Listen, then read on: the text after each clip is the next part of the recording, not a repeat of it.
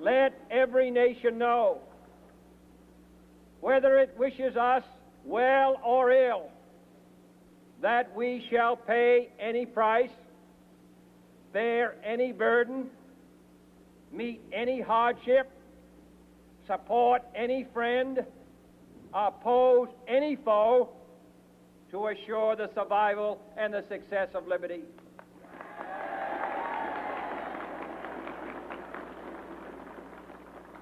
This much we pledge and more. If you've ever found yourself saying things like, history is boring, and this sort of perception of history stems from a sleep-inducing high school teacher or college professor, but you would like to find why some people like myself are so interested in the topic, well, you have come to the right place. Join me as I take an in-depth look at extraordinary historical events that I find both phenomenally interesting and exciting. Through my analysis of these cataclysmic epochs, I will attempt to draw parallels with these past events and the current state of affairs across the globe. As President John F. Kennedy once said, history is a relentless master. It has no present, only the past rushing into the future.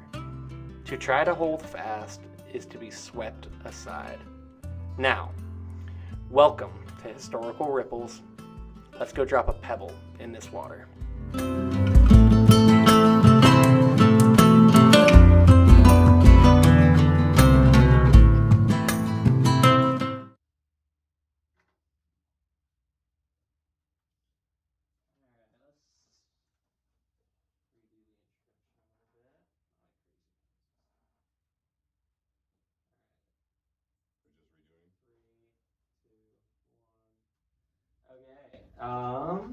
So we recorded the conversation earlier.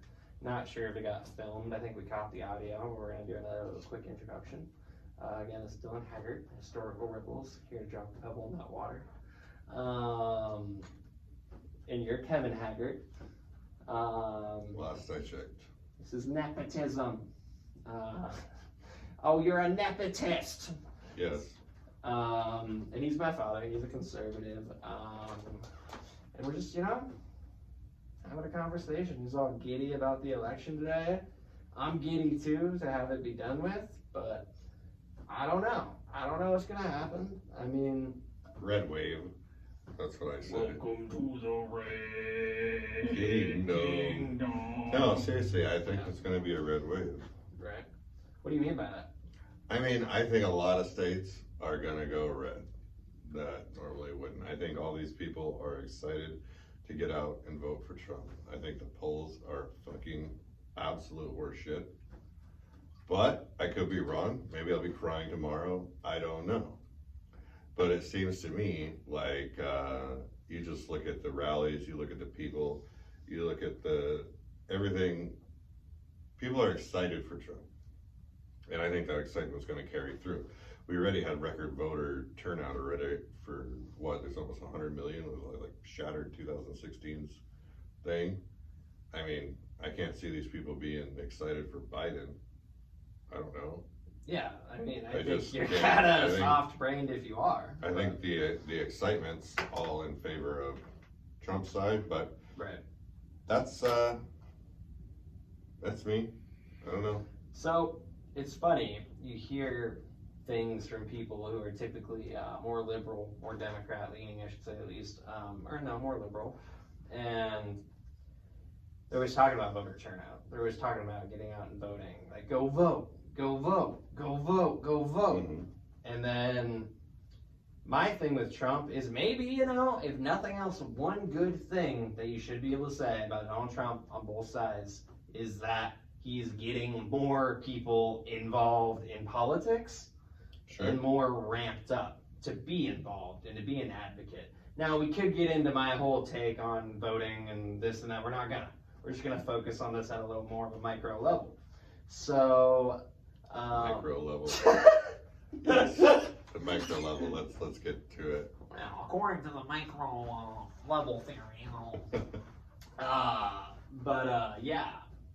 I think, if anything, isn't that good? Like, even if he is a dictator, is a fascist new Hitler, or whatever people want to say, which he's not. Anybody who knows Hitler is not. Yeah. It's not what that is. That's an dramatization, I guess. We're learning words here. Ambiguity and dramatization is what we're on. Yeah. Like, can't you say that at least, right? Like, I would think that if you're someone who's advocated voter turnout, wanting more of a democracy, that, okay, maybe Donald Trump's what people needed to get them excited about politics again. To be like, even if you absolutely hate Donald Trump, and you're like, you know what, I don't agree with him, I don't like him, I don't want him in office, okay, well, that gets you involved in the political process and gets you, like, so at the very least, I feel like that should be a common ground. That it's increased people being involved in politics, right? Yeah, of course, and I think that's really good. The more people that are involved, the better, and the more people that aren't typical politicians, I think, the better. Because I don't think that I don't think the way this country was set up was supposed to be for the career politician. I just don't think. I disagree. Well, I don't think that works well.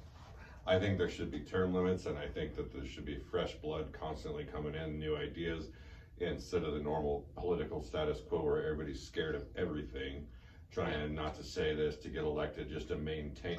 Basically, it becomes a maintaining power instead of getting in there to actually do things. I'm glad you brought this up because. Well, thank you. I'm glad I brought it up. Because it makes me think of something I want to get into.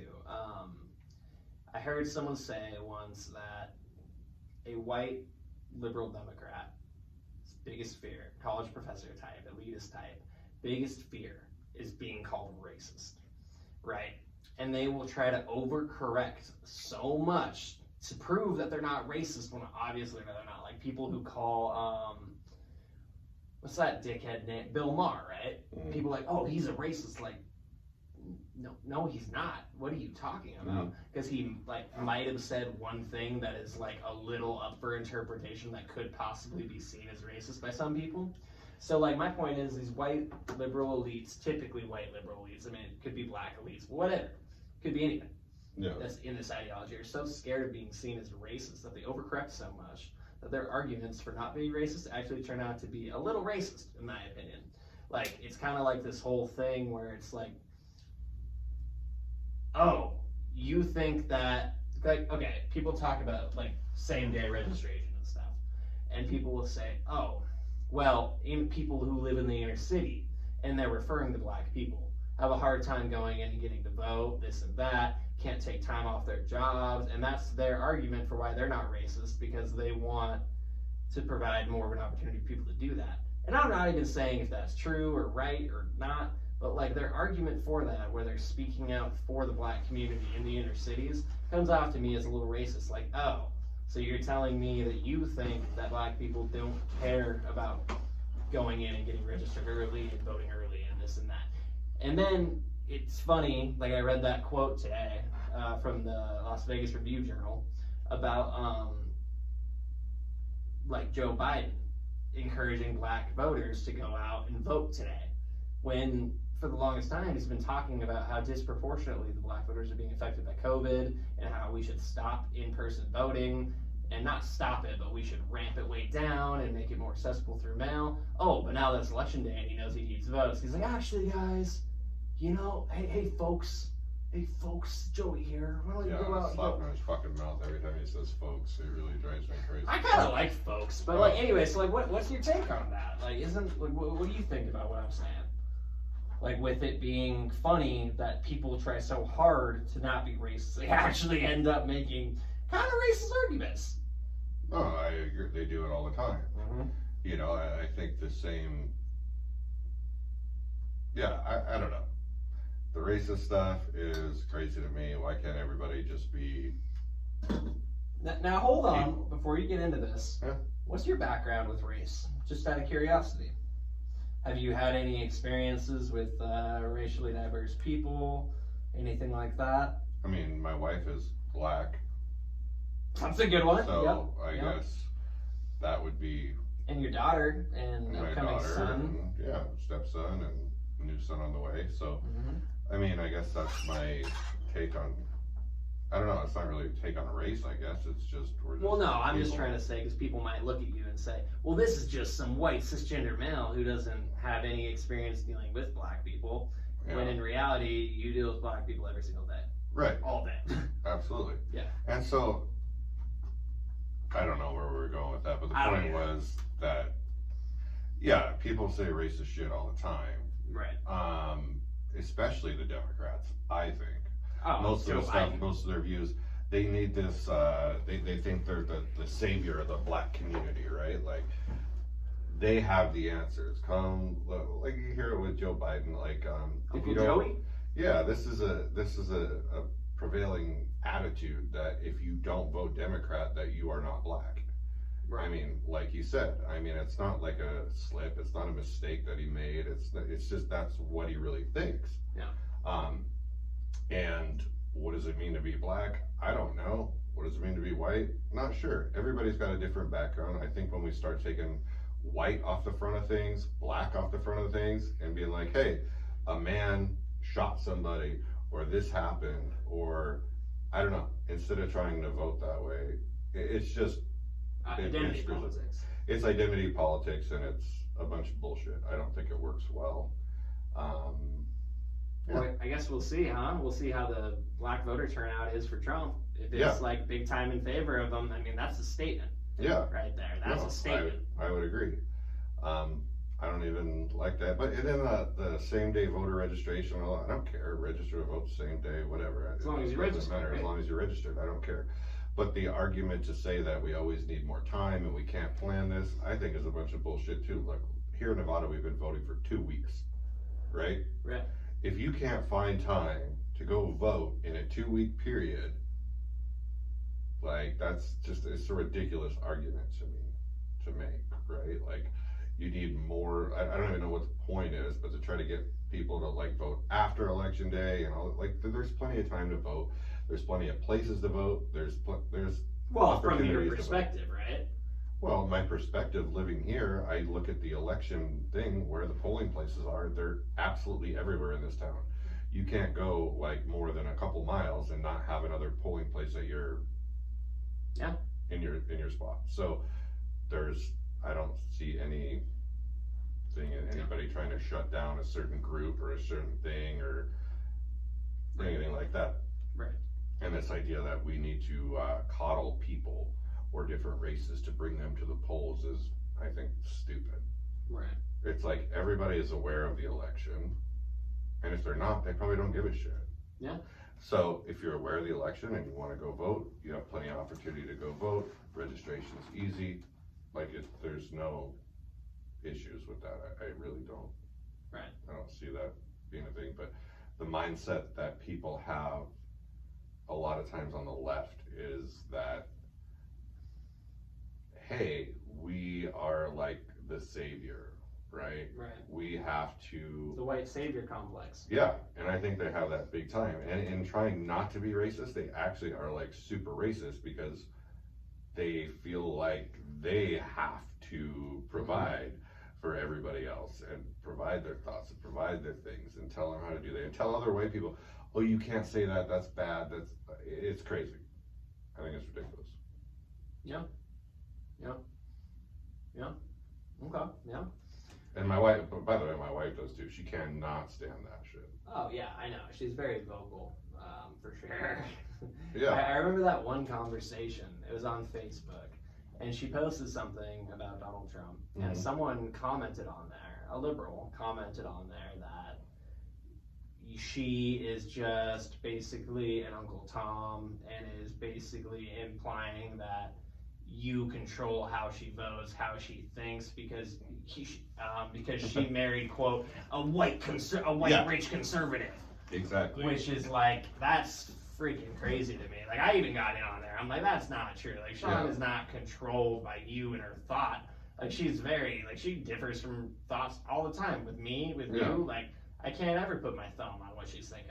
No. Yeah, it's wild to me that anybody would suggest that because she is married to me, I have her, like, looked into a certain way of thinking or something is ridiculous. It is ridiculous. And that's what I said on there. If anybody's ever met my wife, they know that, like, she's got her own opinions and her own She's a thoughts. firecracker. Yeah. You know, Sure.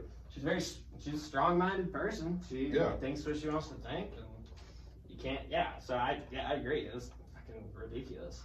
Yeah. All right. Let's get into a little more historically whatever. Okay. So right now we are in what political scientists call the sixth party system. As in the first party system was the Federalists, the Anti-Federalists, or the Democratic Republicans, against those two. Okay. And it progressed. You know, it went through the third party. It went through the fourth party. Like third party, like second party was right up until like about the Civil War. Third party was like an aftermath of the Civil War. Fourth party was Teddy Roosevelt, American imperialism, our expansion of grabbing Cuba in the Spanish-American War and whatnot. Fifth party would be FDR, New Deal, stuff like that. Mm-hmm. So basically, in sixth party, it was what typically people dated out to when Reagan started, like, and that's where we're sitting now. Yeah. So basically, the idea that it's interesting to look at because these party systems change whenever there's major events from the surface rippling up and coming up through the water. Ripples. Yeah, drop a pebble. So, what would you say? Because I think we're in a transition from the sixth party system to a seventh party system. I think the period of 80 to 2020 is just about over, and I think that Donald Trump represents that change, like represents something new going on. And I don't know what that's going to be, but I think, like for people who say there's going to be a civil war, I don't think yet. I think eventually there will be. I think Donald Trump is a marker of that is coming. And I think that we're moving to more of a system of establishment versus anti-establishment. Whereas, like, prior to that, it's been Republicans and Democrats are all establishment, and that's the system. And I think Donald Trump more so represents anti-establishment. I would argue he still is establishment. Like, he's the president, like, he's establishment. He's a businessman, he's establishment.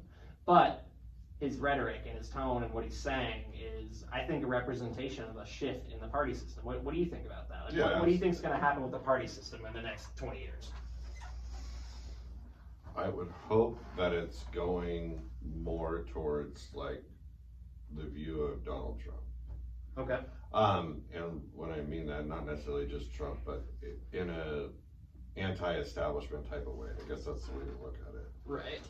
I like that because it's been status quo for so long. Everybody's just on the same thing. This is how you get elected. Like you see it with like Biden talking. Folks were around the kitchen table and blah, blah, blah, and one chair's gone because of coronavirus, and, you know, how's mom and dad gonna pay their bills? And it's like, it's the same freaking thing that people say all the time. But that could be a real concern, right? Oh, what? Whatever Uncle Joey Joseph was just saying. Sure, I guess. But I think the point of a normal politician, I don't think people are going to accept anymore. Okay. I think that it's going to be very hard to go back from having Donald Trump to just this mishmash, freaking no standing in the middle guy that has no views or opinions on things. Does that make sense? Like, everybody seemed to like cater to the middle and cater to Joe Biden's people, centrist. right? So he tries to, and it's weird, like you see with these friggin' Democrats, and they go down and they like Hillary Clinton, I ain't no more tired, or when she goes and talks down in freaking, the South to try to, pandering, I guess is what you would call her, right? Same thing with Kamala. She was just down there doing some of that shit. It was actually a really funny clip. Kamala's cringy as hell. Yeah, I was just thinking, I said, it would be so crazy. Could you imagine Donald Trump going down and being like, hey, y'all, how's it going? Blah, blah, blah. I mean, it's ridiculous. Like, I think he's a strong-minded person that cuts it, and that's what resonates, I think, with a lot of people. People like I didn't like him that much at first. I was a Ted Cruz guy, and I like Ted Cruz. Ted is smart. Ted is this. Yeah, until he sold out. I think for the time, yeah, maybe so. For the time, I think Donald Trump was the guy that needed, and I reluctantly voted for him the first time because it was just like, what a choice do you have? It's Donald Trump or fucking Hillary Clinton. Right. I mean, that's not much of a choice at that time. Yeah. But Donald Trump has really grown on me, I should say. Like, I like him because I feel like he's a fighter, and I feel like he's giving a big F you to people. Right. And I like that. And I don't get, a lot of people don't understand that. Right. You feel like you got somebody saying that this shit is stupid. Like, you can go down all kinds of rabbit holes on this, but political correctness, all the kind of stuff that's anything, who knows?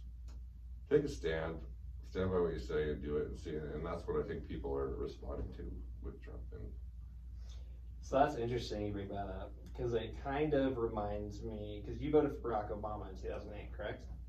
Correct. Okay. Yes, I don't like to admit it, but I did. Yeah. So it reminds me. But not 2012. Right. So that's where I'm getting at. It reminds me of what I like to call the Obama factor, where Obama promised all this hope, all this change that we needed now, and he's going to bring it. He was like campaigning like an anti-establishment kind of guy. Like he's going to go in there and change it.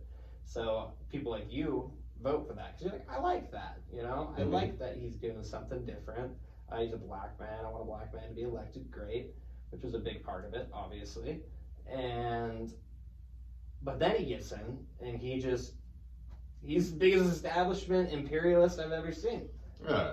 So like that. So relating that to Donald Trump, right? Where it was kind of flipped, right? You're looking at Donald Trump, and you're like, all right, well, he looks like he is trying to change the system and doing something different, so I'm gonna vote for him.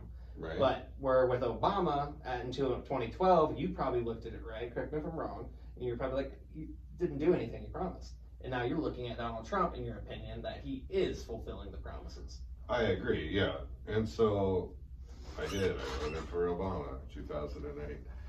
He had an uplifting message, and I thought it was just, he seemed like it was going to be good, and maybe it would be good for the country. He's a hell of a speaker, too. Oh, he's a hell of a speaker, you know, and I was younger at the time, too. Right. So, you know, I don't have a lot, and dealing with these Democrats for years, you can look at tapes of Obama, too. And so their views have like totally morphed, right, from what they were. You can go back and look at Joe Biden, you can look at Barack Obama. They were like against gay marriage, whichever. I don't give a shit about gay marriage. Be gay, whatever, I don't care. But my point being is that their views and their stuff that Obama has on everything was like very fluid. Like, as in subjected to public opinion. Yes, Yeah. absolutely. Yeah. And I think that's... Well, isn't that a good thing, though? Not if you're trying to figure out, once you vote for somebody and you're trying to understand what they're going to do in their term. Right? Like, doesn't breed confidence. And then you go back and then you attack the very people that have the same ideas that you held a while ago and act like you never had those ideas. Right. Like, I don't like that. Like, that's a bunch of shit. What do you think, while we're still on kind of on the idea of establishment, Hillary Clinton, and stuff like that, I want to get into the idea that politicians are psychopaths. So, here's my favorite quote from Hillary Clinton. It was right after Gaddafi was killed, which fucked up Libya, beyond belief. Oh, yeah. It was right after Libya was killed, but right after Gaddafi was killed. And she is on camera. She's just got this smile, this perky smile of a psychopath. And it's just like, we came, we saw, and he died. Like, Yeah. dude, I look at that and I'm like, okay, that's a Caesar quote, by the way. Like, it's like Vide, Vende, Dice, or something. Like, we came, we saw, we conquered, whatever. When he mentioned that, I believe he was talking about conquering Gaul. But anyway, so Hillary Clinton takes that, a quote from an authoritarian like Caesar, Right. adjusts it a little bit and makes it more morbid, and is like, how do people not watch that clip and be like, dude, there's something off with this lady? Like, I don't fucking like these. I would argue Hillary Clinton's a neoconservative in some respects, like you are, in a way, right? And not in the same way. You put in a box. I know you don't. You're right. You're not just a full-blown neoconservative. I agree. But Hillary Clinton, I would say, is a fucking neoconservative. Okay? She wants to spread American exceptionalism and is so proud of, like, killing someone. Like, I'm looking at that and I'm like, okay, can't our goal just to be not to be killing people? Like, I don't know. I think we should be proud of killing people. what? Yeah. What do you mean? Depends. Like, okay. You died like a dog. Okay. Oh, yeah. You know? Like, I mean, there's certain people that you get that deserve it. And Gaddafi by no means was a good guy. I don't believe with Hillary Clinton, but it just goes to show we shouldn't really be met. The point was Hillary Clinton's a psychopath. Oh, absolutely. And I totally agree with that. That is one crazy bitch. Oh my God. Okay. He's a sexist, everybody. Probably a little bit. But no, I don't know. I think anybody can do anything that they want to do. I think if a woman wants to have a family, great. I think if a woman wants to have a career, great. As long as you can do the work, who gives a shit? I don't care. Right. But I think that everybody should be held to the same standard, no matter whether you're gender, black, white, whatever.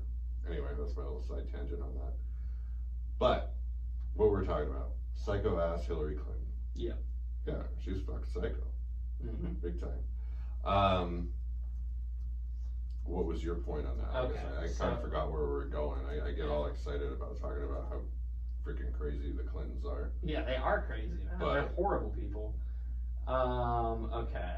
So, I'm going to try to find a good definition of a psychopath from Merriam-Webster. Do that. Okay. Okay. Well, that's not really the correct definition, in my opinion.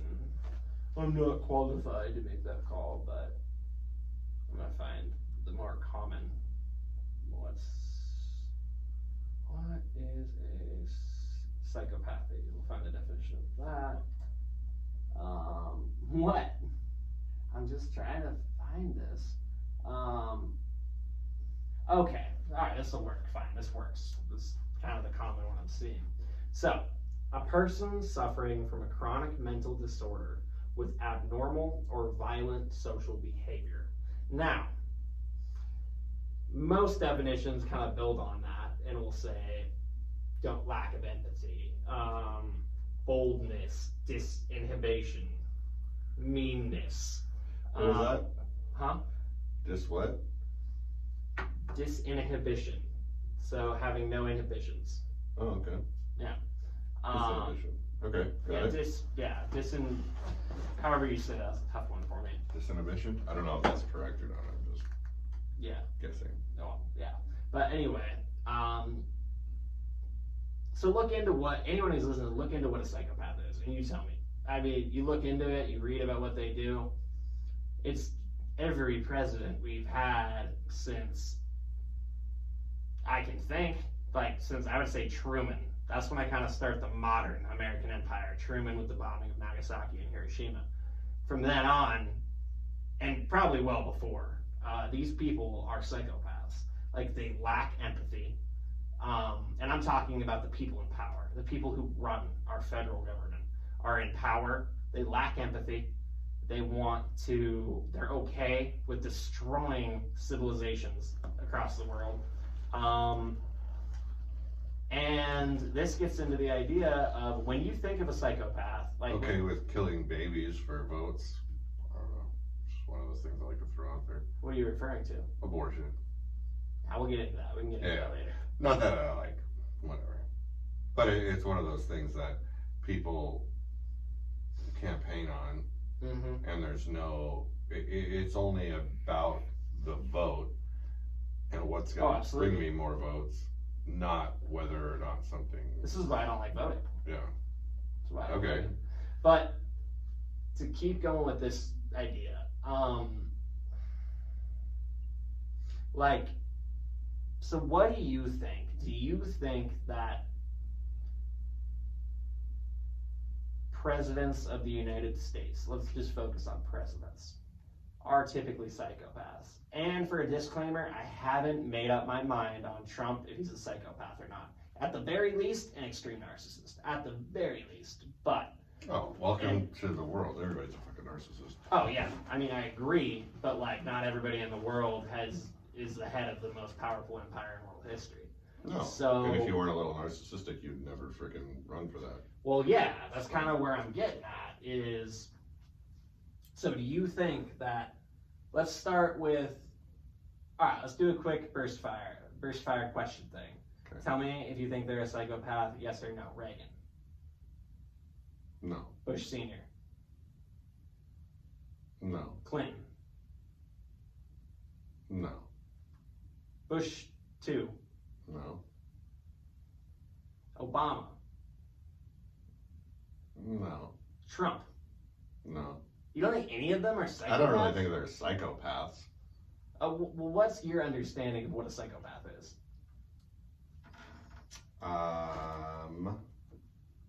Well, I don't know. I guess you gave that definition, and if that's the definition, then sure, I guess they're psychopaths. I don't know. You want me to say they're psychopaths? Sure. No, I want you to say what you think. I don't think that they're psychopaths. Okay. Doesn't mean they're not. Okay. In my view, I guess Okay. I would say I wouldn't consider them psychopaths. All right. Here's another idea to build on this, right? Okay. So most people, typically, there's like estimates that 1 to 2% of the population are psychopaths, right? Okay. Which is probably low, because I feel like most Okay. psychopaths go undetected. Okay. So if this is the case, then that means let's just go 2% of the population psychopaths. 98% isn't. Okay. Right? So that means that 98% of the population has the ability to empathize with others, has the ability to have their heartstrings pulled. So this gets into why I don't necessarily like voting, because then these politicians, okay, they're in the perfect hunting ground, the perfect breeding ground for a psychopath. They're in the public arena, they get to do the crocodile tears, they get to like, oh, I care about your health care. No, you don't. You don't give a shit about my health care. And like the thing with empathetic people is most people who aren't thinking about this stuff can't even recognize a psychopath, because they're like, how the hell could it be possible that a person I am voting for, I'm wearing a pin, I got a bumper sticker, doesn't actually give a shit about me or the people or their constituents? So it's like a perfect hunting ground. And this is where psychopaths can really, like, it makes sense that psychopaths gravitate towards running for federal elections, because, I mean, what better way to, like, get that power? Because, you know, the Lord Acton quote, absolute power corrupts absolutely. It's like the whole, have you seen Lord of the Rings? No, I think it's dumb. I haven't, it's not dumb. I haven't either, though. I need to watch it. The idea of it is, right, like that ring represents absolute power that people are searching for. So the people that tend to want absolute power are going to search for more absolute power and try to do wrong with that power. So it's like an analogy to politics, right? Mm-hmm. And politics is absolutely a magnet for psychopaths, I think. Because it's the perfect, you know? And that's where I'm coming from. I never want to be in politics. I want to be a commentator. I'd like to have a show like this and just talk about it. But I don't want to be directly in the mix, man. I don't want to be working with the state. Yeah, politics is disgusting. It is. It really is when it comes down to it. That's why, like, Trump's swamp analogy, I think, is very clear. It's totally true. I mean, anybody that thinks that Washington isn't a fucking swamp, Yeah, it is. is like, it's disgusting. They're either lying to you or they're dumb. Yeah, and most of the, I mean, Or they're in on it or they're dumb. yeah, that's why I think term limits would be amazing thing for this country. I don't think that people should be in power. Why is there term limits on presidents, right? I mean, why not the same thing on the Senate and the Congress? Like, why are these dipshits in there for so long? Well, I mean, this is why you got to look back at the founding fathers and what they had visioned, right? Mm-hmm. Like, they're smart men, and I give it to them. I love the Constitution. It's a very interesting read. It's got some really good stuff in there. It's the longest standing document or whatever, right? Or what Yeah. is it about a country? It's like it's the oldest in the world, right? That's We're not the still, oldest country, but the oldest, like, same form of government, same Right. thing so you're that's saying, working. yeah, so like the oldest Constitution is still in place today. Yeah, I don't know for sure on that. I don't know for sure on that either. I've heard that before. Yeah. I think that's correct. If it's not correct, forgive me. But with that said, there were some horrible things in it, right? Whatever. There were. Can't deny that. And that's why the founding fathers envisioned the constitutional amendment process, which, Sure. I mean, again, it goes back to my take on voting, not going to get into, but like the idea of that is beautiful. I think that you can change the Constitution with a constitutional amendment. And you got to look back at like the founding, and they wanted, like, because originally the Senate was supposed to be the oligarchs in power, because that's what the founding fathers were. They were aristocrats. Mm. And they wanted, I'm getting off into the weeds now, but anyway, yeah, I agree with you. I think there should be term limits, absolutely, on Yeah. everything. And people will make the argument, well, then you're just going to lose experience. Good. Yeah, absolutely. I think that there needs to be fresh ideas, fresh things. Fresh ideas are not like something that's bred, in my opinion, in Washington. No. Unless it's an outsider coming in or somebody new that Mhm. just doesn't. Well, like, even look at Alexandria Ocasio-Cortez, Bernie Sanders. These people are not communists by any means. Anyone Okay. who says they are wrong. It's not true. But they're like social democrat reformist types, so they want to come in and make incremental changes more toward the left, right? And Okay. look at how the state overall, Democrats and Republicans, reacts to even that, right? They push them down immediately, and they're like, these are communists, we're not listening. And look at Nancy Pelosi, how she treated the squad, or whatever cringy name those ladies have. And like, it just goes to show that the government, the state, does not like revolutionary new ideas, because the state is designed to subdue their population and to squash new ideas and to maintain the status quo. So I think that anyone who is a true leftist, anyone who is anti-establishment, I think people can get behind that together and say, like, yeah, this is not working. Like, we need to, that's why I like Bernie Sanders and I don't hate Donald Trump, you know? I see similarities with the two, because they want to get rid of trade deals, stuff like that. Mm-hmm. And it just, and that, yeah, so what would, okay, I guess what I'm getting at is, what commonalities do you see with the other side of politics? Like, you gotta have some, you think, right? Like Democrats? Or what's your... Okay, so let's go through this. Let's do, I mean, I'm not like a big rah-rah Republican by any means. as you I'm should just, be, yeah. Like, I don't...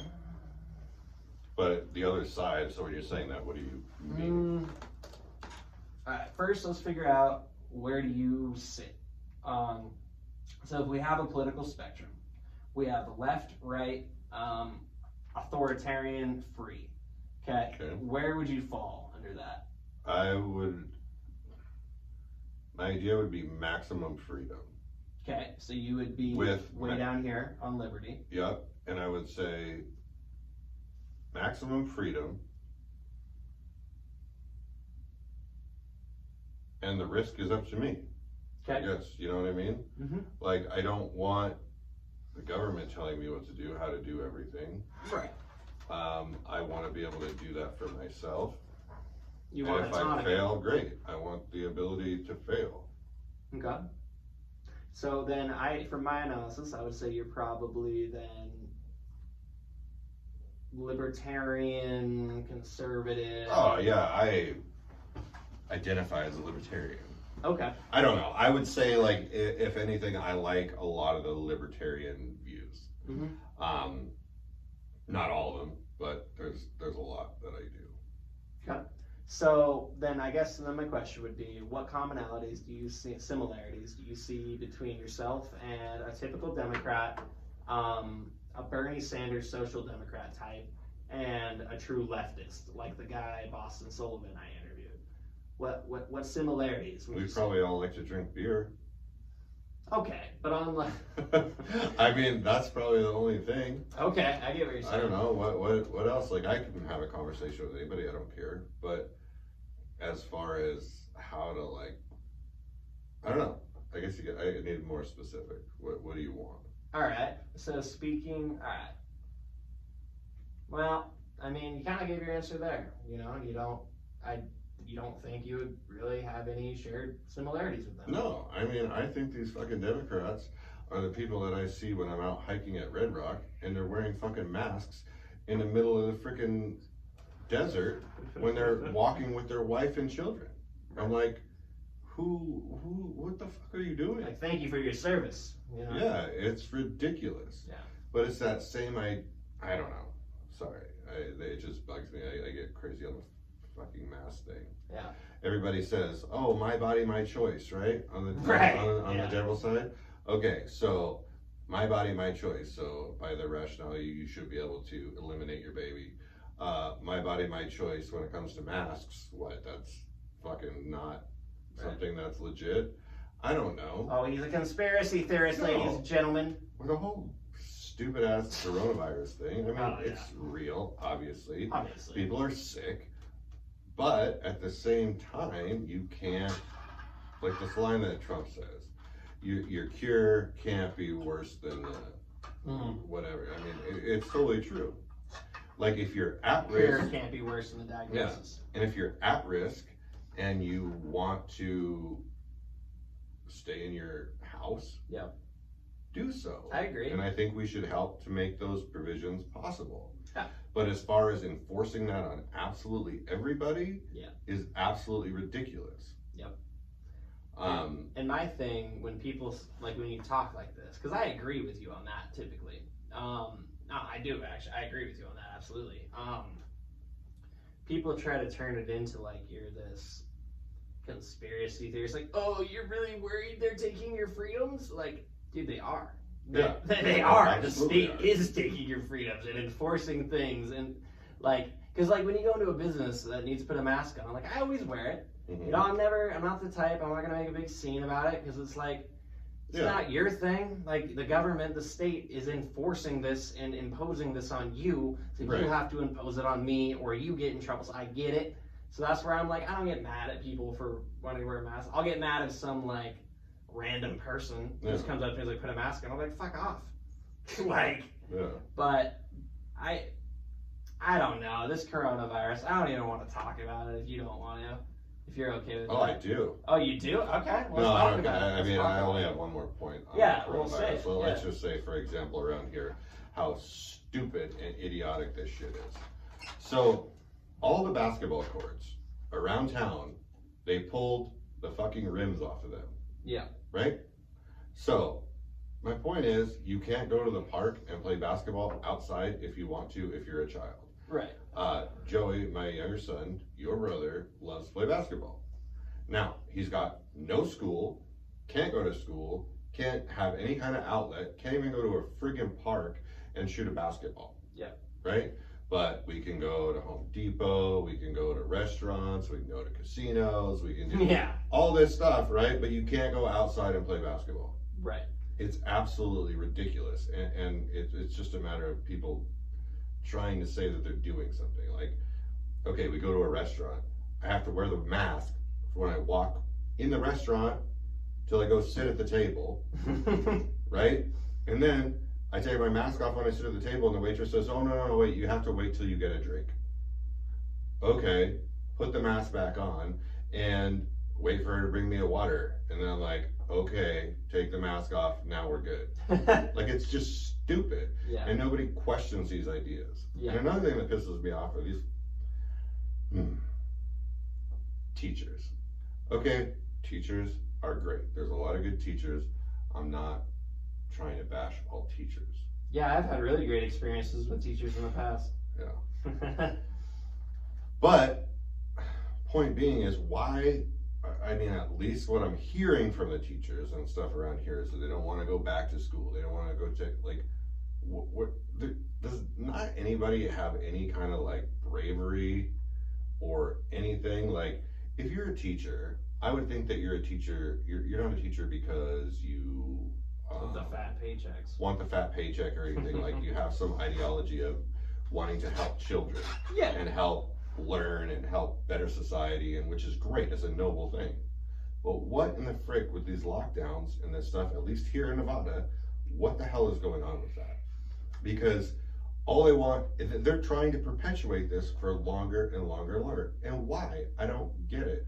That there's all kinds of data that says it's not passed in the school. I mean, not that it can't be passed, but it's just, it's very low risk. There's a lot of ridiculous data that shows that there's not a big correlation between toddlers, children passing this disease. Like, it's a weird sickness.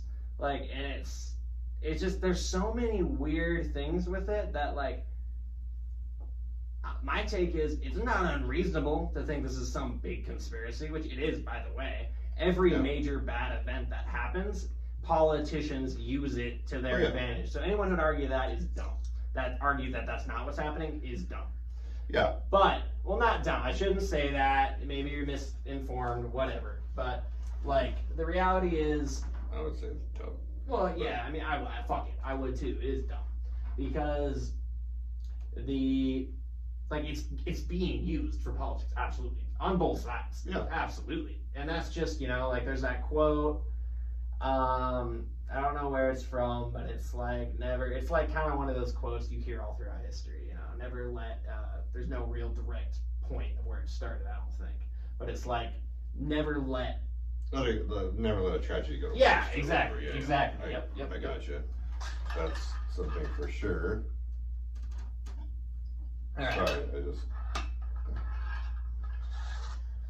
Yeah, you're good. All right, so let's get away from the coronavirus. I've had so many conversations about this. Enough with the coronavirus. It's annoying. It's super annoying. It's going to be interesting to see what happens post-electric. Yeah. Hey, pause it for a second. I got to take a phone call. Okay. Hey, Mark, how's it going?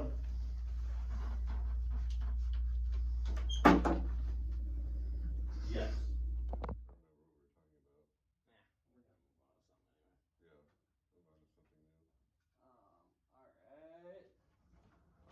Get started in here. 3, 2, 1. All right, that's cool. Nice. That's cool. Okay, we were talking, I think, about Hillary Clinton being a psychopath, politicians being psychopaths. Sure. All that. Then we got into coronavirus nonsense, and the idea of not being able to question it is dumb. Oh, yeah, absolutely. And so I guess that brings me to, I want to get more into your ideology. What would you say is a common misconception that people have about Trump supporters, libertarians, conservatives, whatever you identify as, that you would like to address? I guess the whole friggin' Pause it? Yeah. Okay. Hey.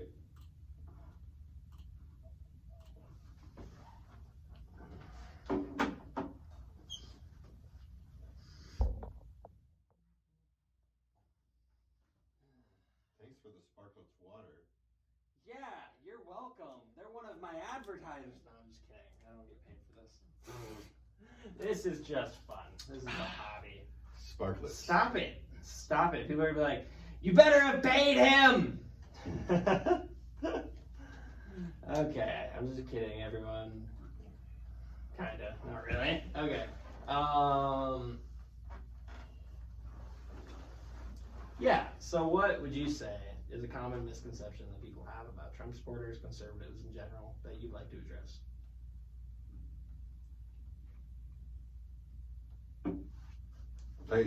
The whole racist thing is really what gets me. It's the What do you dumbest mean? thing in the world. Like, where they're like, oh, if you're a Trump supporter, you're racist. Right. Like that's like a common thing that everybody tries to use, which is totally not true. And it feels like a lazy argument to me. Yeah, it's very lazy. It's just like, oh, okay, we're just gonna say that, right? We don't want to discount any of Trump's ideas, so we're gonna call him a racist. And we want to discount any of the people that back him, so we're just gonna call them racists. Right. Right? And then so you spend all your time arguing about how you're not a racist versus arguing about the actual policies and the things that he's doing. Right. It's, I think, your classic, whatever you want to call it, ad hominem attack. Yeah. Which is an ad hoc, is sure. a logical fallacy.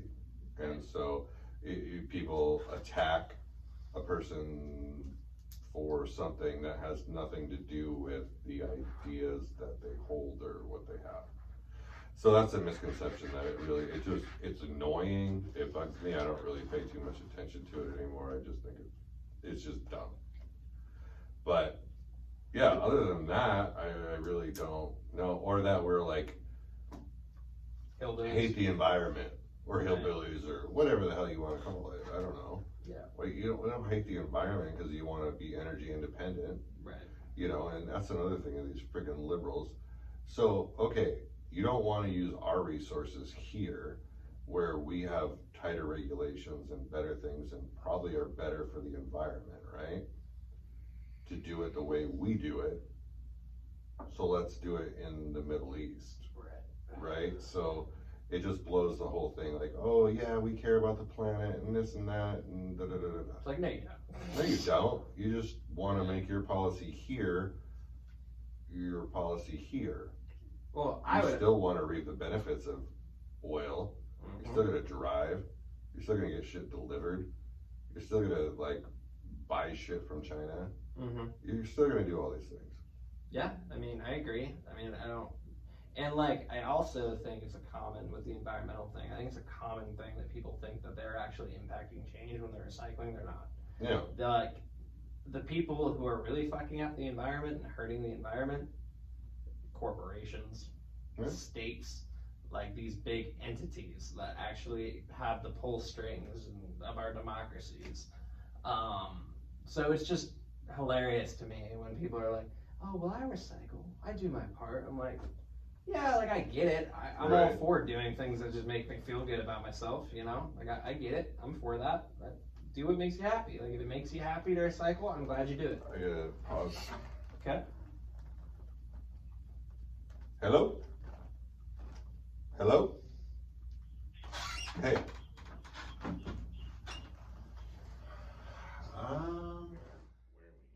you can edit all this. Yeah, I'll get involved. Yeah, it might be a little choppy, but it'll be fine. I don't care about that. I like your fake glasses. They're nice. Yeah, they're really cool. It gives me authority, right?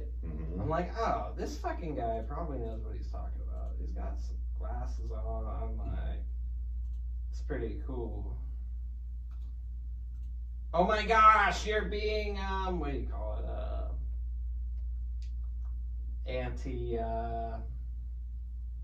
Being an Iist. An Iist, yes. An Iist. A visionist, if you will.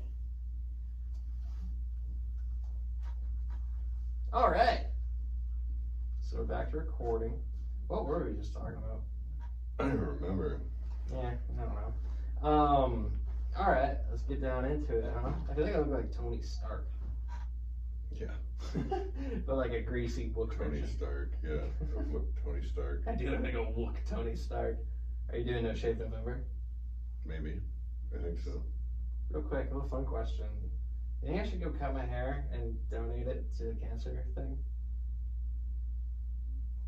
Sure. You know what I'm talking about? Yeah. I don't know. I'm trying to decide if I should wait or just do it. I think I'm gonna wait. Okay. Because I feel like I'm gonna sit on it for a month. Sit on the idea for a month. There you go. Because it's a big decision. I love my hair. I love it so much. Yeah. Yeah. You should. I'm a feminine guy. All right. I'm a feminine guy. Right. Bro, I'm a feminist, bro.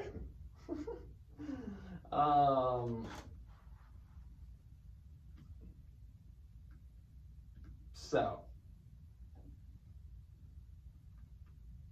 did we get through the question talking about what you think Donald Trump represents for the party system? I think we were in the middle of answering that, and then we got into like the whole environmental thing. Oh, yeah. So what do you think? What do you think is gonna be, like, do you think the two-party system is gonna be abolished soon? Or do you think it's a power structure that's gonna, I tend to believe it's a power structure that's gonna go along with this country until real revolution happens and the state is torn down.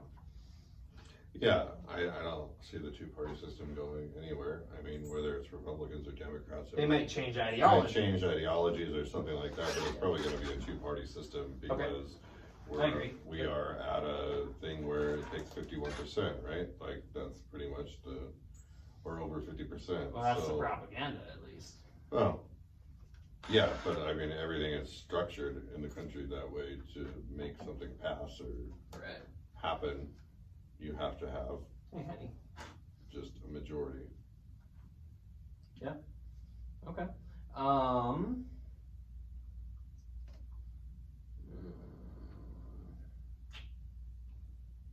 Do you have any? I know you don't really. I know a lot of your reading isn't focused on like political ideology and stuff like that. Like you're more. You do more research into like Christianity, stuff like that. Philosophy. Do a lot actually. Philosophy. You're a philosophy student. Are you still taking classes? Not right now. No. Taking a little break. Yeah, that's good. That's good. That's good. Honey, you hit the table underneath. Knocked her head. Yeah. Okay. All right. Let's get down to this election. What do you think is going to happen? I think, in my optimistic opinion, that people are going to reject the shit out of Joe Biden. Okay. Do you feel comfortable sharing who you voted for? Yeah, Donald Trump. Okay. I feel comfortable voting for Donald Trump. Okay. I was gonna say I wasn't really like super excited about him the first election, but he's really grown on me, and the reason that he's grown on me is because I don't know, I don't want to be cliche, but he says he's gonna do something, he's done it. You know? Give me a couple examples of that. Like what would you point to? Like I would say, big thing in the Middle East, moving the embassy. Okay. He said he was gonna did that. The judges he was gonna appoint from the list, absolutely did that. And you're referring to the Supreme Court justices, yes. So you're referring to Gorsuch and Barrett, Kavanaugh, PCB. Oh fuck, I forgot. Fuck, I don't like Kavanaugh, but yeah. Yeah. Well, whatever. He did what he said he was gonna do. Yeah. He put a lot more back into the military. He had an economy that was going. Okay, real quick. Yeah. So you're talking about how he put a lot back more into the military, but isn't there kind of a dichotomy with the idea of getting out of the Middle East and decreasing our military presence that he's constantly talking about? And where do you fall on that? Do you think it's better to keep increasing the budget of the military? And like, do you think we should keep increasing it and get out of the Middle East? Do you think we should get out of the Middle East? Yeah, I would increase it and get out of the Middle East for sure. Okay. Yeah. Okay. Absolutely. Okay. I guess I don't know about get out of the Middle East. When I say I would get out of any of these countries that we're in and occupying and stuff, but as far as having some bases there, I would still, obviously keep those. Okay. So, real quick, my take on if Donald Trump adopted this foreign policy, I would be a proud supporter of it. Mm-hmm. I like his ideas of peace deals. I think any sort of peace deal is all right. Mm-hmm. It's good. It's better than nothing. And I like that. I like that he says he wants to get out of the Middle East. He should. I want to see if he fucking follows through with it. We will see. To be determined. TBD. But I would also like to hear an apology from him. I would like to hear an apology from him on behalf of the United States. Because the reality is, Western countries have gone in there and fucked stuff up beyond belief, and all this reactive terrorist organizations and ISIS and everything, like we armed ISIS, right? Like we trained these operatives, these same people when we were trying to establish a stable state, right? And I think that would go a long way. If he did that and acknowledged, like, hey, everybody, look, America run by these fucking Democrats or whatever, these fucking Republicans, which is true, have done some horrible things in the Middle East, and we have hurt that area beyond belief. And I am here to get us out of it. Say, hey, we screwed this area up pretty good. We messed this up. Now let's get the hell out of here. I'm sorry. I would love to hear that. That'd be fantastic for me, because it's like, yeah, it's true. Like, you know, you're a big guy, right, of accepting blame, accepting responsibility. Sure. I think it's naive to think that the United States military does not have blame and doesn't have any responsibility for the situation going on in the Middle East. Like, it's crazy to me that people think that. Like, I don't know. So I would love to see an apology. People always talk about the Barack Obama apology tour. Like, yeah, we fucking should, man. We should apologize to Japan for fucking nuking the shit out of them. Oh, fuck that. Why fuck that? Because, no. I mean, it was a war. Okay. They attacked us, got it. Okay, I'm talking about Japan now. Gotcha. As far as Trump apologizing to the Middle East, fuck that too. No, I don't want to see that. Not at all. Okay. Those countries over there, they respect power. That's what they respect. They don't respect anything else. What are you going to apologize? That's what Barack Obama thought. That's exactly like his puzzle. I agree with Obama on that one. Okay, but it didn't do shit for it, did it? No. No. So what I'm saying is, yeah, like Donald Trump didn't do it. Okay, but real quick, before you get off in this, I'm going to Mhm. clarify. I think that what Donald Trump is trying to do with the peace and pulling out of the Middle East is good, Mhm. and he should continue to do that. I'm just saying, maybe provide an add-on apology to it. It's empty words. So, it is meaningful. It's like a statement that the United States, like, I think that'd be a great statement for its cause. Because it'd be like, look, this system we've had 47 years Joseph's been in office, like, has been horrible. And, like, he should be advocating, look, I'm new, I'm different, I'm not like these people. Well, I think that's exactly what the peace deals did, right? Okay. But at the same time, there's a dichotomy there. Because at the same time he's doing it, he is also an apologist for American exceptionalism. So, like, he's not accepting literal blame. Like, he's not saying, like, hey, like, what we did was fucked up and we shouldn't be doing it. Like, if he said that, even, like, in his own Trumpian way, I'd be happy. Like, yeah, dude, just, like, own up to it, be a man, just say, hey. Well, I don't think it's going to happen. Oh, it won't happen. But it won't happen. I wouldn't be for it, even if he did. Okay, let me ask you, though, would that sway you from not voting for him if you did do that? Okay, see, so he should do it. He should do it then. But sure, whatever. But I hate the idea where we gotta like put words in people's mouths. Let's see their actions. What are they doing to make the world better? I agree. The whole thing, because this comes down to the whole political correct thing. I think. It's no, like, this isn't this that. is from my perspective. It does. Okay, gotcha. Because it's an ideology of just like, oh, all these words and shit. Like, it's annoying. That's what I think. Okay. Yeah, I mean, I mostly agree. If I'm sorry, makes the Prince of wherever Prince fucking Harry? happy, like, give me a break. I don't know. And there's plenty of fucked up shit that the people in the Middle East have done to us too. So, I mean, you can go tit for tat and blame. Where does it start? Where does it stop? I don't know. Either stop it, don't stop it. Because all that happens is try to do blame shifting, and you go back and forth, back and forth, back and forth, back and forth. Okay. Nevertheless. Anyway, okay. All right, we'll get on something else. Oh, by the way, on the hair question, Bob Sather, who I'm going to be interviewing, just commented, and he said, your hair has to be at least 9 inches long for you to be able to, like, donate it. Oh. So there's my answer. I'll wait till at least 9 inches and reevaluate from there. I'm glad he said that. It was a relief. There you I was stressed about it. I'm like, fuck, what if everybody's like, cut it? go. Yeah. Like, I'm like, oh, I don't care. I'm not self-conscious. Oh, I am. Yeah. Oh, I am. But, so, okay. So, what are you going to do if Joe Biden wins? What's the first thing you're going to do? What's your first thought? Joe Biden wins. Oh, man. It's going to be a long, dark winter. No, Winter is coming. If Lord, Joe stop. Biden fucking wins, Yeah. I'll be surprised. Yep. I would be too. Yeah. I'll probably pour myself a glass of whiskey. I'll go to bed, I'll get up and go to fucking work tomorrow and figure out how to make money in this fucking climate. I don't know. Okay. That's it. I'm not gonna like lose my fucking mind like these fucking people that you see. Donald Trump's president. No! Freaking the fuck out. Mm-hmm. It's the most important election of our lifetime. That it's not. Well, it depends how. Oh, come on. I mean, every election at the time is probably the most important election of a lifetime, right? Like, if you were to make that thing, because it's now, it's what's happening, it's what's the future. Yeah. I think that it's important in that it's going to show really where our country is. Like, if Joe Biden were to get elected, it shows where the people are, and it shows where, I don't know.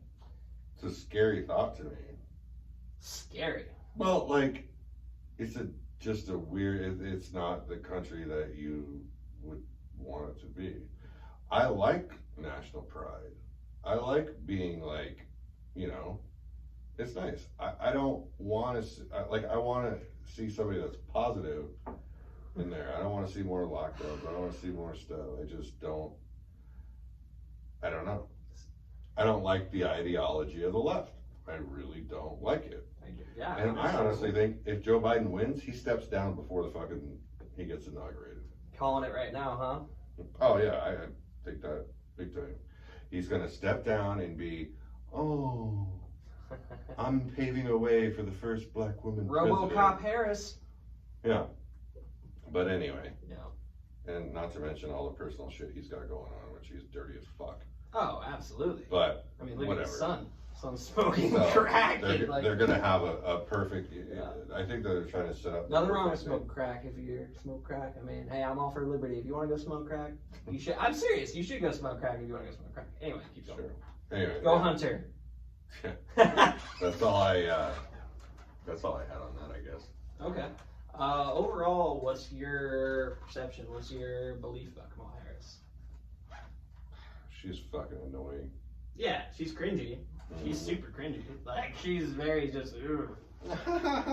Yeah, she's got a psychopath cackle. Yeah, she does. Yeah, she's a psycho. She's just like Hillary Clinton. Reminds me almost exactly the same to me. She's a psycho. Yep. No, I don't like her. Yeah, I don't either. At all. The country didn't like her either. She would have went further in the primaries if they did. What, okay, let me ask you something. What, out of all the Democratic nominees, I think I know who you would pick. But, like, if you, all right, let's say, gun to your head, you got to vote Democrat. You get to choose who your candidate is, right? Who would you choose out of the main contenders to be your candidate? And then all to go after.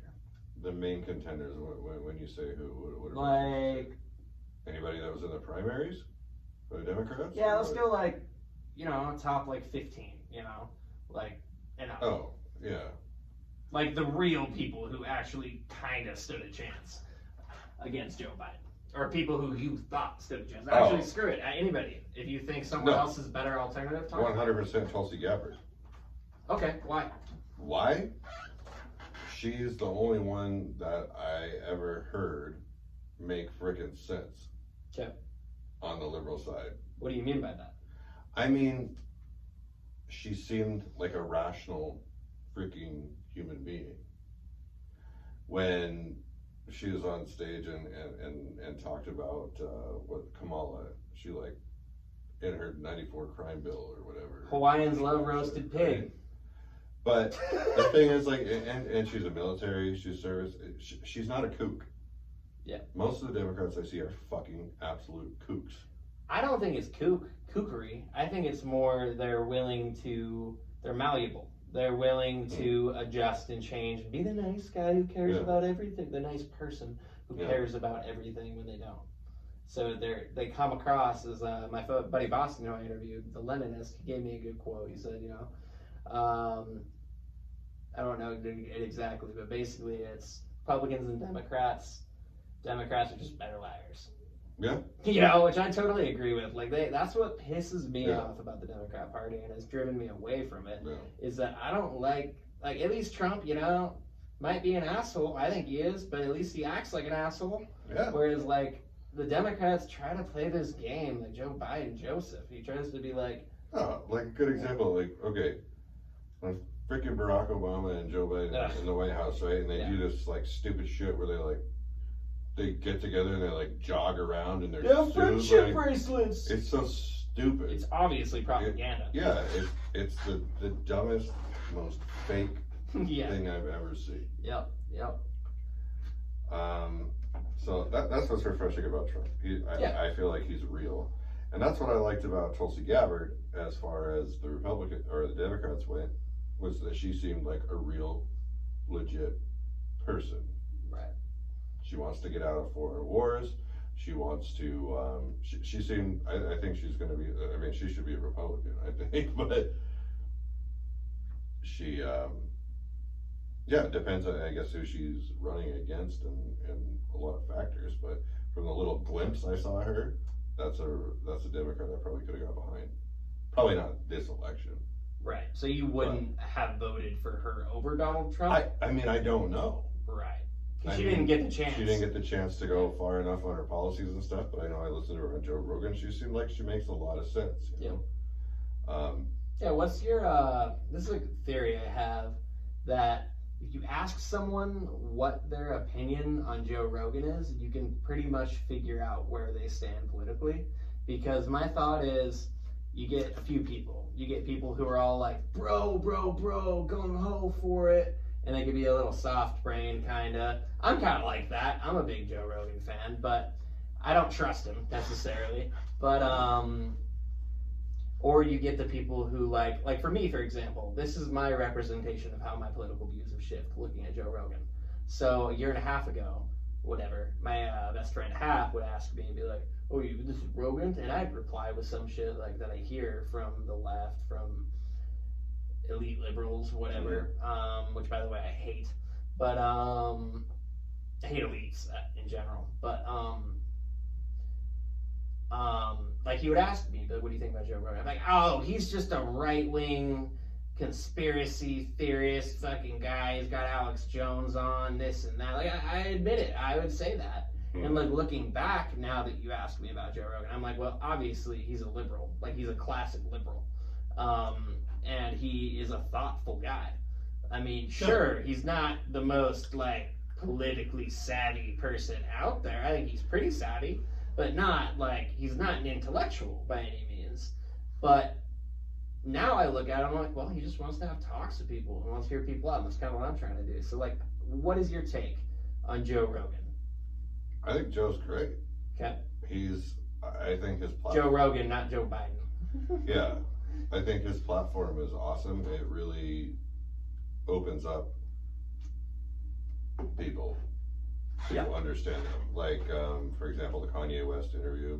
Yeah, it was great. Like, everything's such short little bites. Sound bites. Information that you get anymore on social media, news, whatever. Yeah. That you don't really get the chance to understand somebody or know somebody. Like, Kanye West seems like a friggin' kook. Yeah, he does. But when you actually listen to him and he has a chance to like get down his things, and I mean, he goes off on some tangents and things. Yeah, like he's still a little crazy. You know? But he's eccentric, like myself. Yeah, but he's,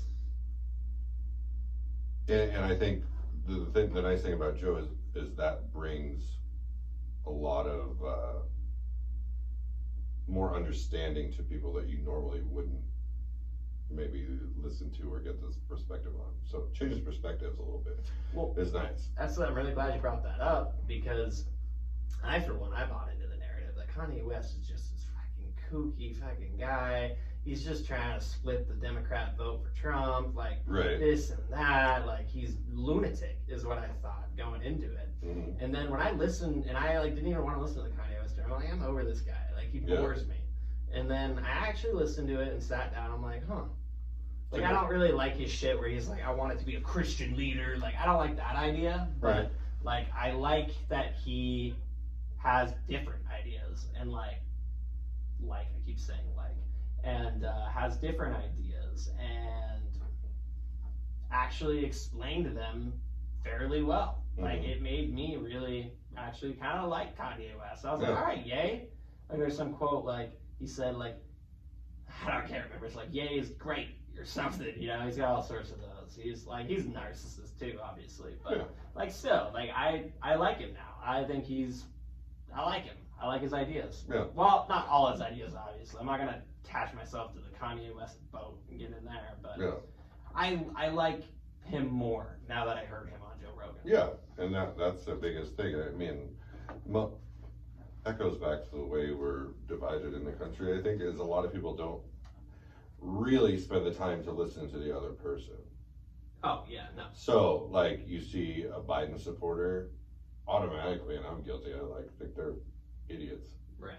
Which, I mean, you gotta kind of be a little bit, I mean, look at the guy. Yeah, I mean, if you're a huge Biden supporter, I'll agree like, with that. I get it for your party and all that stuff, whatever. Vote blue no matter who. But just look at the guy from a, like, let's say that Donald Trump wasn't a Republican, Joe Biden wasn't a Democrat, and you looked at the two of them side by side. They're talking and they're doing the thing. Who do you think would be a better leader? And if you say Joe Biden, you're a fucking liar.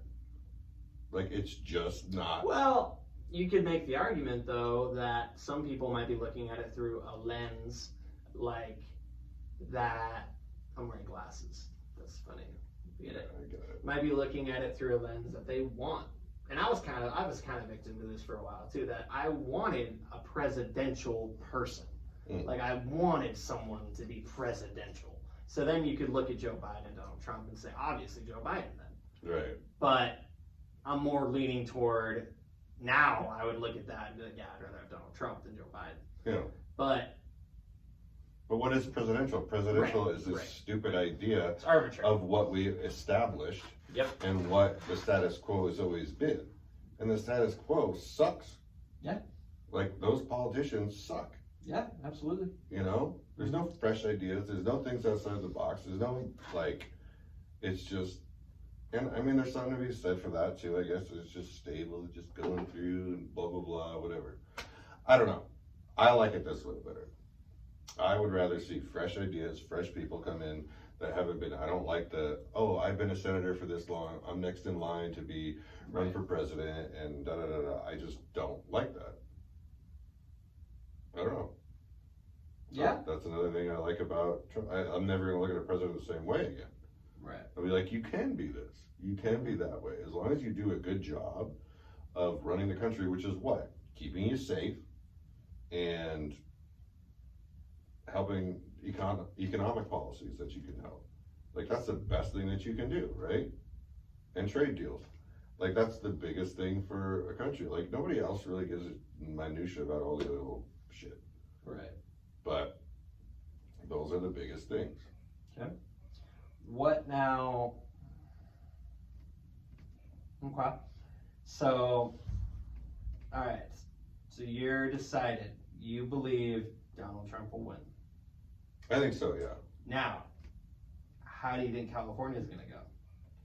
I think California is going to go red. Really? That's such a bold statement. word. It's very optimistic. Because I don't even know. I mean, I'm guessing the last time it went red was Reagan. I'm guessing, because he's from there. But have you even heard of anybody talk about how the polls are in California? I don't even fucking listen to the polls anymore. I'm just waiting to see. Nobody even looks at it, right? Right. Because California is a fucking mess. Yeah. Like, that place is crazy. Yeah.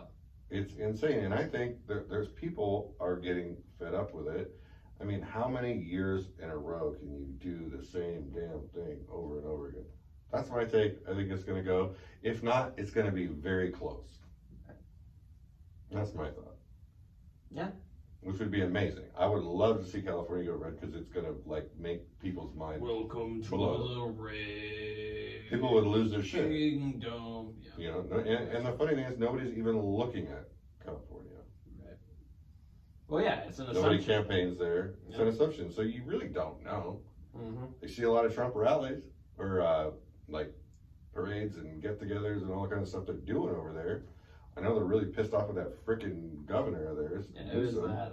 Newsom? Yeah. Is Newsom the governor? I thought he was the blackface guy from up northeast corner of the country. No. You know what I'm talking about, though? That's the, like, Virginia governor, right? Yeah. Were they both Newsom? He might be, I don't know. Gavin Newsom, though, Is California's I governor? think so, yeah. Double check with that. Pretty sure. Yeah, I think you're right. That sounds familiar. I know people are fed up with that guy. Yeah. And the lockdowns and the stupid shit. Gavin Newsom, you're right. I'm gonna type in blackface governor and see who that was. Yeah, Ralph Northam. That's who the Virginia blackface guy was. So, yeah, I think there's going to be states going red that wouldn't normally go red. Okay. All right. You think New York will go red? Optimistically, yes. I think it's going to get closer than it's ever been. These are some hot takes you're taking. You think Texas will go blue? No. Yeah, no fucking way, right? No. Maybe, but no, it won't. No. It won't. Fucking too bad maybe if Beto was the nominee. Obama. Yeah, Beto sucked. Beto did suck. He was super annoying. Like, hey guys, I'm the white Obama. Another one of those idiots that goes out and like, well, I'm gonna go out and skateboard. Look at me, I'm a politician. He's exactly like Obama. Or like, I hate like Elizabeth Warren drinking a beer. Like, it's so stupid. It's like, how stupid do you think we are? Or Lady Gaga, did you see her? In a little ad, being a damn, trying to be like a Trump supporter? Or not, like, okay, so she's next to a satire. No, she was like making a campaign ad to vote for like Biden. Right. Like she was like in like camo and a hat, standing next to a big truck, drinking a beer, saying, I'm voting for Biden. It's cringy as shit. You gotta look it up. Yeah. It's really See, cringy. that's one thing that I don't get with the Democrats, is they are like... They assume people are stupid. Oh, they do, for Big sure. time. Yeah, and I think Republicans do too, but... Some of them do, yeah. I think most of them, I think all of them do. But, my thing with the Democrats is like, why aren't they like doing better at like their marketing? Like, it's just so cringy. Like, because everything they have the same do. old establishment people in there. Yeah. The only reason Obama did so good is because he was a good speaker, and his hope and change, like, it motivated people. It did. It did. Yeah, it did. Because you want change. You want something different, and he was inspiring. Yep. Right? Now, he didn't end up being a good president, I don't think, in my mind. Not at all. But his message resonated, and he seemed genuine. But looking back now, I don't think he was fucking genuine at all. Okay. All right. Let's start wrapping this up. What sources, what news sites, what do you read and watch? What do you consume that you would like others to consume? Oh, only Facebook. Well, yeah, you got people like me on there. Hey, I'm only saying facts. No, what news? I mean, obviously, I get a lot of my news from Fox. I get a lot of my news from The Blaze. Glenn Beck, yep. Who else? I mean, those probably primary. Yeah. And then I just I listen a lot. I try to watch CNN and stuff sometimes, but it's like usually just such a shit show. Like, there's no... Well, and that's funny too. Like, I'd rather CNN just come out and say like, "Hey, we don't support Trump." Like, just say it. Like, everybody knows it. Yeah. Like, why are we pretending? Like, just call out your bias. Like, didn't the MSNBC one used to be lean left or something like that? Like, I don't know. Okay, keep going. And news, it's hard to trust news. I mean, you got to look from a lot of different perspectives, a lot of different things. Yeah, you do. But where do you go? Yeah. Now, did you see that iconic podcast? No, the one you told me to listen to? Yeah. No, I didn't listen to it. Anyway, there's this thing, and he's got like all the news people in the country, like NBC, CBS. These are all big news networks. And they filter down to like the local ones, like in Missoula or wherever, right? Yeah. Different towns, different cities, they all have their own anchors. They all say the same exact thing. It's the creepiest shit you ever seen. Oh, yeah. You did show me that. It's super creepy. Because they had the screen of like 1,000 different And it's not like similar views. It's like the exact same wording. Right. Which is crazy. Right. And so... That is crazy. And you see how easy it is, like with Facebook and Twitter and the whole Hunter Biden... I shouldn't even say Hunter. It's Hunter's idiotic mistake. Right. But...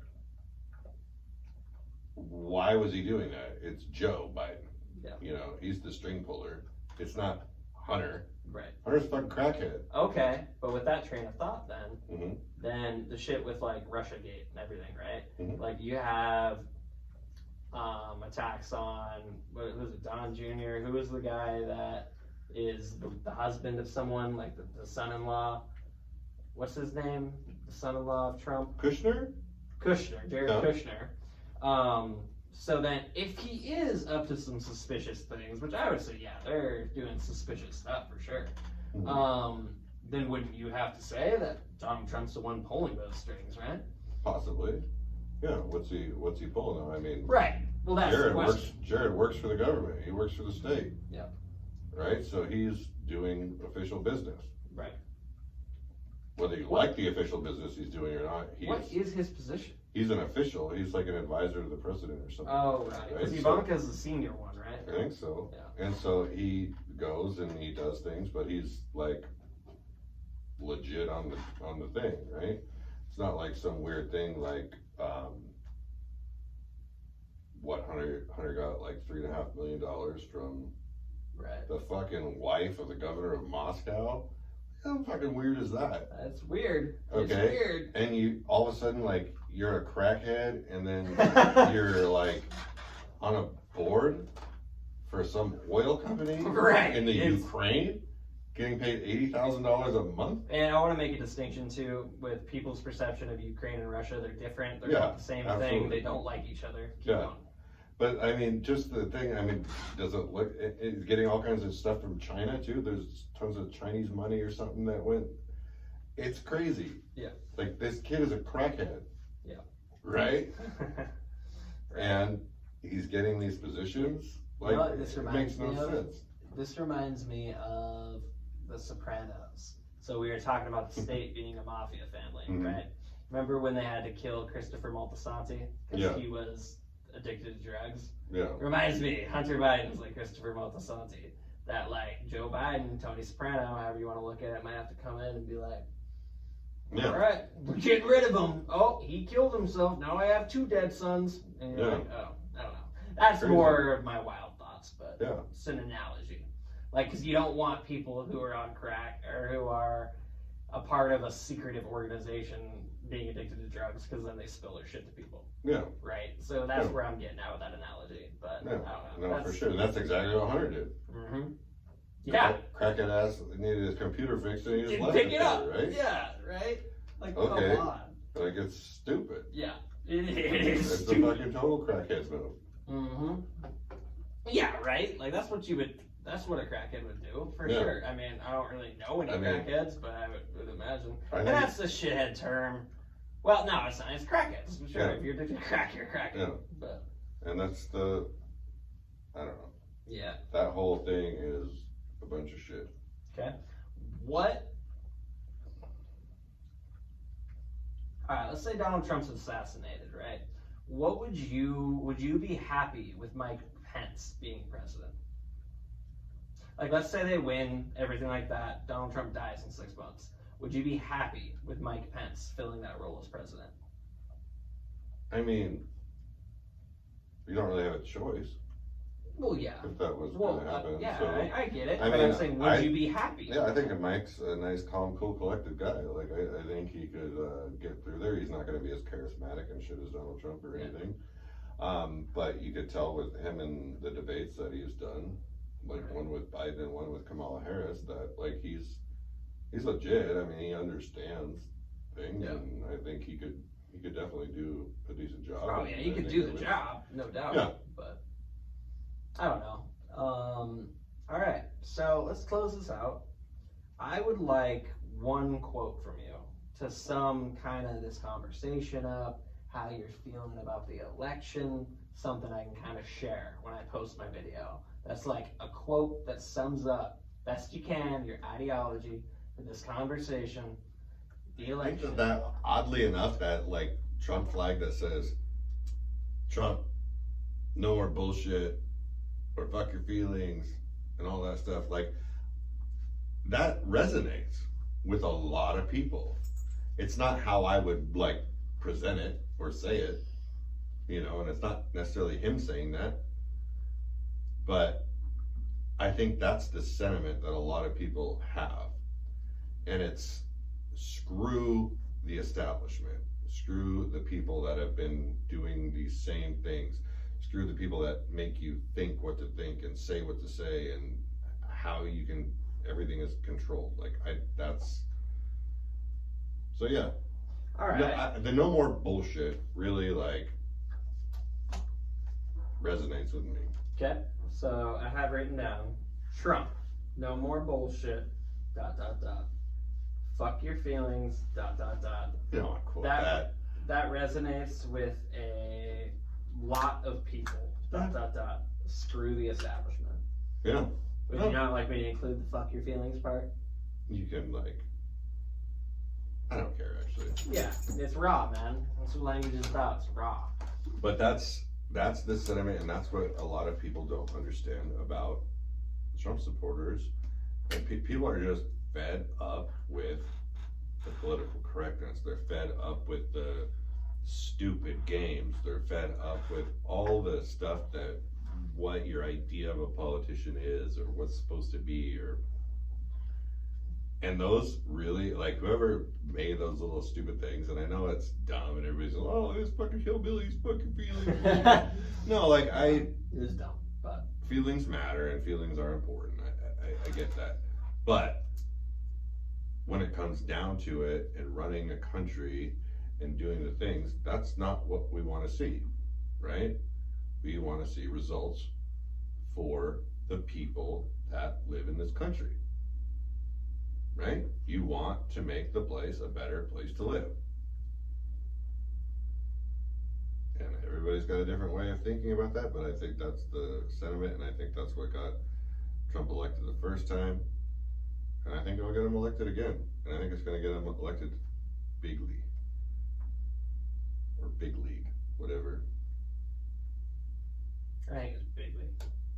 Big league? Mm-hmm. I think it's big league too. Yeah. Huge. Huge.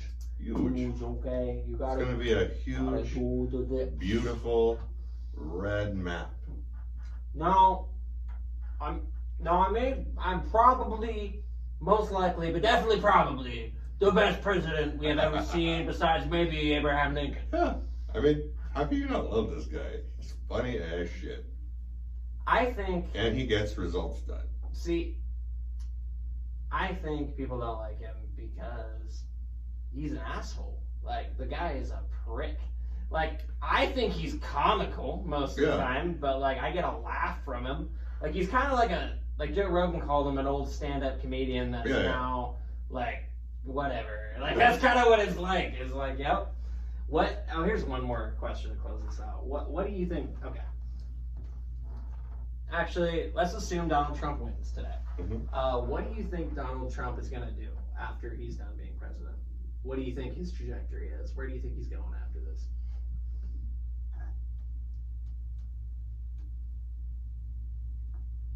He's probably going to try to get one of his kids elected. Right. You know? Yeah. I mean, that's what he's probably going to do afterwards. I wouldn't mind Ivanka running. Yeah. No, Ivanka's great. I like Ivanka. It'll make people lose their fucking mind, but she's just what the Republican Party needs to maintain their control. Is someone like that. I don't think it would be a good thing to have another Trump in office. Like, I don't like that shit. Yeah, I don't like that either. I don't like the multiple Bushes, the multiple Roosevelts. Like, I don't like that. That's probably what. I mean, one of those kids is going to try to run off that. Of course, one of them. I'm for sure. Yeah, absolutely. Yeah. But other than that, I don't know. He's getting pretty old. He'll probably like. Actually, I don't know. That guy's got more energy than I know what to fucking do with. Yeah, he does. So who knows? I think he's gonna start a show. I think he's going to start a maybe. political commentator show, which Huh. would be interesting. Like, I mean, Maybe, I think, you know, he might start a news outlet. yeah, that would You fit know? with his marketing of fake news and everything. Yeah. See, maybe he's thinking ahead, just Yeah. like, maybe. I Yeah. don't know. It'd be interested to see how he would run a news organization. Yeah. I don't think he'd do a very good job, but maybe he would. I don't know. Maybe not. I don't know. Guess we just have to see, huh? It'd be interesting. Anything's got to be better than what we got. I think he should just start a podcast. Is what he should. Well, I don't know if he should, but like Yeah. if he was gonna go that route, that's how he should do it. Yeah. But I don't know, because I just don't. People who think this is just this movement, this Trumpian movement, is just gonna go away after 2016 or after 2020 or after 2024. It's not gonna. No. It's just getting started, and I think the Democrats are gonna adapt more to it and provide more of a populist type Bernie Sanders type next time around, or maybe a celebrity of their own. I wouldn't be Yeah. surprised if they select celebrity in 2024. But Right. yeah, You got to get rid of the old people. they do. They do. I mean, this. The Republicans do too, like fucking Mitch McConnell. They gotta get rid of him. Yeah. Yeah. But yeah, the Nancy Pelosi's and the Chuck Schumers and they just suck. Wears an N95 while he drives. They just suck as people. They do. They're horrible. They do. But yeah, I mean, but I will go a little further and say everyone who's a part of the state at the federal level is horrible. Yeah. Like, I think they're all horrible. Republicans, Democrats. If you're a bureaucrat in the federal government, well, that's not fair. Because there's a lot of just typical people who are Yeah. bureaucrats. But I guess bureaucrat isn't the right word. I guess it'd be more politicians. People getting Yeah. elected at the federal level are horrid, I think. Yeah. And for you to try to deny that, and like, this is what pisses me off about this election, is people use these justifications for voting Joe Biden rather than just saying like what it is. Like, you don't like Trump, so you're picking him. Okay, fine, whatever, got it. But don't try to act like Joe Biden is an ally to you. Like, he's not. Yeah. He's not.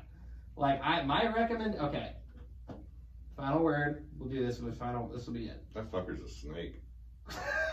He is.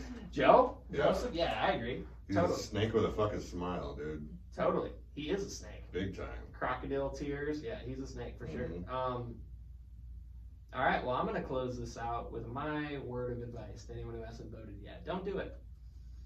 Like, if you're not gung-ho about either of these candidates, don't vote. Just don't vote at the federal level. I still encourage voting at the local level, at the state level to an extent, but like, I'll regret this for the rest of my life, voting in this election. I really will.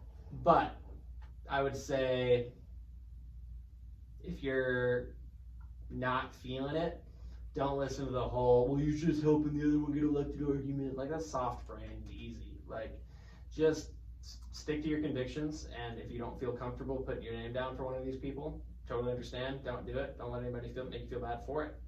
And, you know, that's the beauty of America, right? Just one thing I will say.